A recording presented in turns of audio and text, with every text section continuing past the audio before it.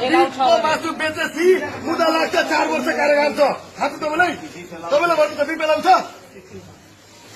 अलिकति सम्झेर बोल्नु त हिँड्नु हुनु त सनातन धर्म भन्नु त बिप एलाउ छ नेपालमा नबोलेपछि यो भाग पनि 2 पल्ट हामीले सम्झिसक्यो तपाईँ आएर सम्झाइसक्यो तर पनि तपाईँ बुझ्न तयार हुनुहुँदैन बिप बेच्न धन भन्ने एलाउ छ भन्ने गाईको मासु बेच्न पाइन्छ गाई नै ल्याएर यहीँ काटेर बस्नु एलाउ छ भने एलाउ छ भने नेपालमा बस्नुहुन्छ कारण थाहै छैन अनि नेपालमा बस्नुहुन्छ आफूलाई हेर्नु पनि भन्ने एलाउ भएर बेच्नु भयो हो किन योभन्दा पहिला हटाउनु भयो यहाँबाट हामी 2 पल्ट पहिला पनि आएर चेतावनी दिइसकेको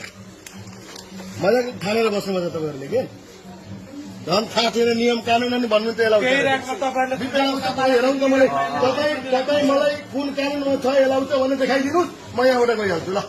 ती मासु राख्ने ती अगरबत्तीहरू पूजाको तपाईँले पहिला के भन्नुभयो एलाउ छ तपाईँ कसरी भन्नुभयो मासु पहिला यो बिफको मासु हो कि होइन त्यो मतलबै भएन